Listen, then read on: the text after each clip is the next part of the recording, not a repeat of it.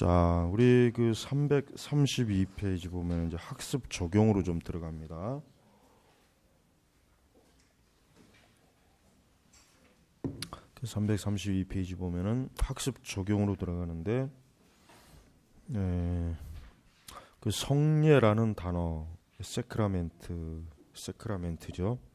단어는 두 가지 의미의 어원을 가지고 있다. 첫 번째는 라틴어 세크라멘턴에서 유래한 공탁금, 공탁금에 대한 그러니까 유래 자체가 공탁금이고, 두 번째는 신비라는 단어는 주로 이제 이방 종교에서 이제 비밀 의식, 입교식에 사용되는 거죠. 그래서 교회가 특별한 방식으로 사람들에게 임하는 은혜 방편을 사용하기 위해 이 개념을 빌려 쓴 것이다라고. 그래서 교회가 사용하는 성찬 또는 성례 의미를 종합하면은 우리는 재판을 당하신 그리스도를 십자가에서 잃어버린 뻔했지만 사흘 만에 부활하심으로 우리 주님을 다시 만나게 되었다. 그러므로 성찬은 주님을 다시 만난 축복이요 기쁨이다. 성찬을 통해 주님과 연합하고 주님을 통해 하나님의 은혜를 누리게 된다. 또한 세례는 세상 사람들이 알 수 없는 신비 그 자체다.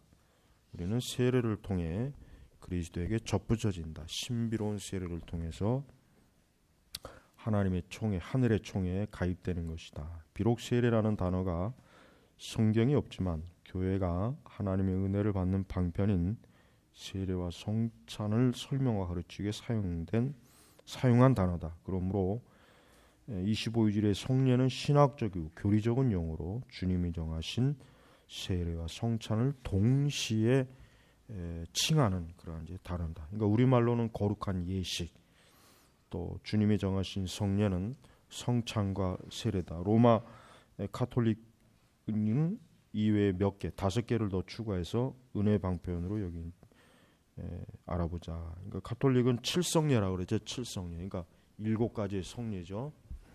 그래서 결혼도 성례로 들어가고, 종부성사, 사람이 죽을 때도 이 장례도 사실 성례에 들어가요. 그래서 여러분 성당에 보면은 항상 뭐가 있어요?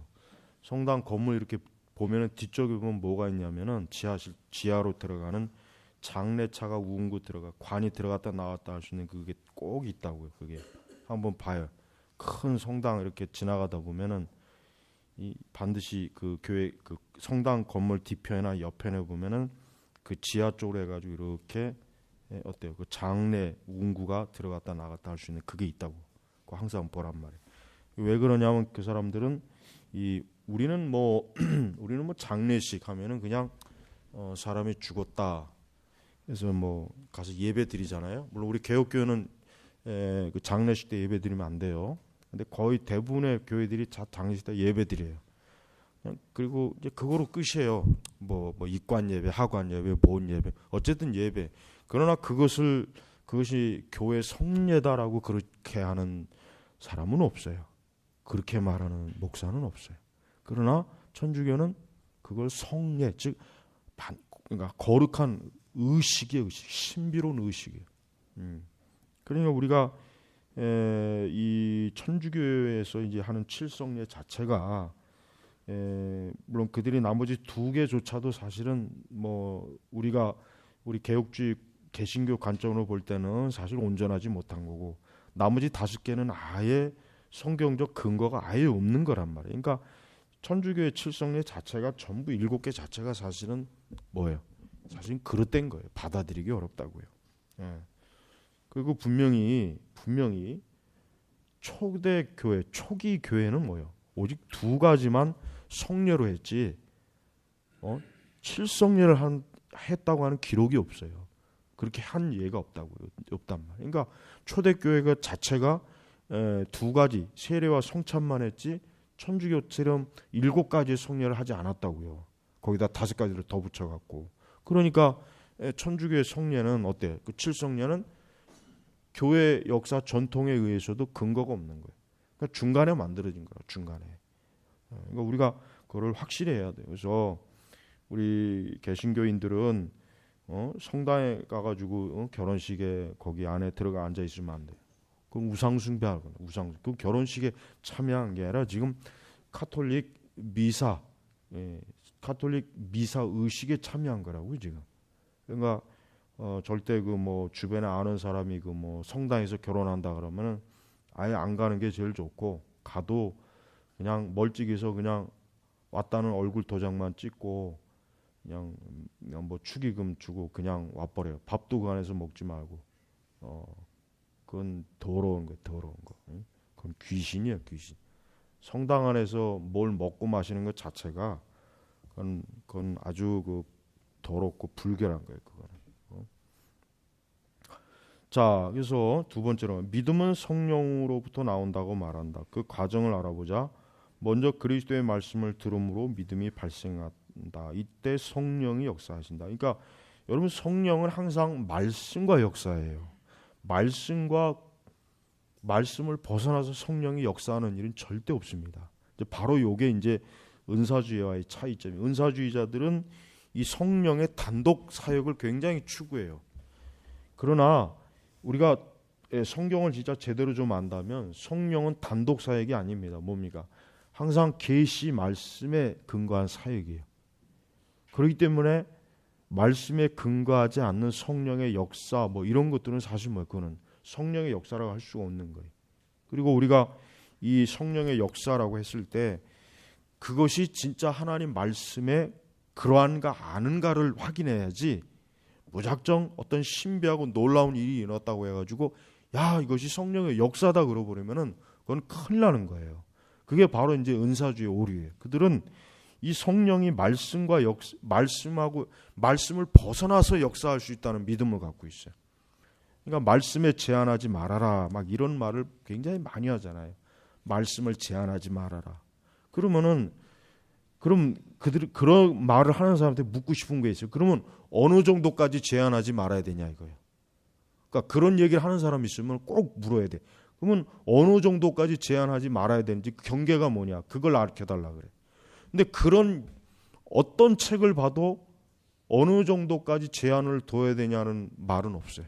은사주의자들의 책을 보면은, 은사주의로 옹호하는 신학자들의 책을 봐도 마찬가지지만, 그럼 말씀에 제한을 두지 말라고 했는데 그러면 어느 정도까지 제한을 두지 말아야 되냐라는 그것에 대한 글을 쓴 신학자는 적어도 나는 못 봤어요. 내가 이제까지 본 책에서는. 그러니까 그들 자신이 뭐예요? 어떤 제한이 없어요. 기준이 없는 거예요. 그러니까 여러분, 은사주의자들은 무슨 짓을 해도 다 어때요? 그게 성령의 역사고 그걸 다 우리가 하나님의 역사로 받아들여야지, 그걸 자꾸 제한하는 거는 말씀을 제한하는 거다. 성령을 제한하는 거다. 또 이런 식으로 얘기하잖아요. 그러니까 그러면은 그런 그 주장에 대해서 그러면 1차적으로 인정한다고 쳐도 그럼 어느 정도까지 제한을 정해야 되냐라고 하는 부분에 있어서는 그들은 이제까지 뭐 제대로 말한 적이 없는 거예요. 그러니까 다 다르잖아요. 그러니까 결국은 뭐예요? 뭔 짓을 하든 그게 다 성령의 역사라는 거예요.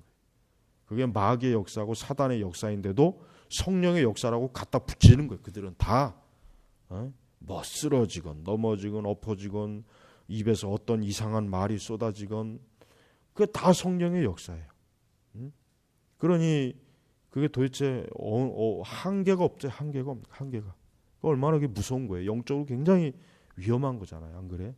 그러니까 우리가 절대, 여기도 나와 있지만은, 먼저 그리스도의 말씀을 들음으로 믿음이 발생한다. 이때 성령이 역사한다 그랬어요. 그러니까 말씀과 성령은 동일하게 역사하는 거예요. 절대 말씀 따로 성령 따로 해가지고 각자 각방 쓰는 게 아니란 말이야. 각방 같이 함께 하는 거, 함께. 응? 그래서 우리는 먼저 이 원리를 잘 알고 그 다음 믿음을 가진 자들에게 세례를 베풀게 된다. 그리고 믿음을 가진 자들이 그리스도와 영원히 하나 되는 새 언약에 참여하여 주의 만찬을 나누게 된다. 이렇게 성령은 말씀을 통해 믿음을 생기게 하고 성령과 성찬을 통해 언약의 자녀라는 이름을 치게 된다. 그러면 여기서 이제 좀 짚고 넘어갈 게 있어요. 만약에 그 말씀이 그러니까 하나님의 말씀을 잘못 알거나 잘못 오해해가지고 생기는 믿음은 그건 어떤 믿음일까요? 그게 망상이라고. 그 자신감에 그게 바로 이 거짓된 믿음이에요. 거짓된. 그러니까 뭔가 이런 거짓된 믿음을 성령께서 주시는 믿음으로 착각하는 사람들이 많은데, 그걸 분별할 수 있는 아주 간단한 법칙은 뭐냐면, 하나님의 성령으로부터 진짜 오는 믿음은 사라지지가 않아요. 그러나 우리 내부에서 오는 자신감, 자만심의 형태, 그 자신감, 그 확신의 그 망상은 2시간 뒤면은 또 사라져 버려. 또 불안해. 다음 날 지나면 이거 완전히 또 그냥 이건 어떤 이상한 짓을 해서라도 또 어제 받은 이상한 믿음을 또 채워넣어야 돼. 바로 그 차이예요. 그러니까 하나님이 주신 믿음은 사라지지가 않아요. 그러나 마귀의 믿음은 어때요? 마귀가 주는 그 거짓된 확신이나 믿음은 얼마 시간 지나지 않으면 그 사라져 버려요. 사라진다고. 연기처럼 사라져. 그럼 또 그것을 얻기 위해서 또 그 짓을 해야 돼. 또 이상한 미친 방언의 쇼를 하든지 안수를 받든지 어디 가서 뭔 짓을 해도 다시 또 해야 된단 말이에요. 그러니까 걔들은 계속 반복돼. 계속. 그러니까 은사주에 한번 빠지면 걔들은 거기에 계속 심취하지 않으면 어때요? 그런 것으로부터 오는 그 거짓된 믿음을 이렇게 충전이 안 되는 거예요. 충전이. 그러니까 우리가 이 참된 믿음과 거짓된 믿음을 가장 간단하게 그렇게 여러분이 잘 구별하면 좋겠어요. 그래서 우리는 하나님의 말씀에 근거한 믿음, 또 말씀과 함께하는 성령의 역사, 이걸 여러분들이 잘 염두에 둬서, 지금 우리 시대는 너무 이 가짜 믿음이 많잖아요. 가짜 믿음, 가짜 성령의 역사가 너무 많기 때문에 이런 걸 잘 분별해야 됩니다. 기도하겠습니다. 아버지 하나님, 우리가 무엇이 바른 믿음인지를 제대로 알고, 또 항상 성령께서 역사하시는 말씀의 역사가 무엇인지를 바르게 알아서 하나님을 바르게 믿고 섬기도록 도우소서. 또 그릇된 영적 체험이나 그릇된 그 망상에 빠지지 말고 성경적 믿음과 확신을 갖도록 도우소서. 예수님의 이름으로 기도 올렸습니다. 아멘.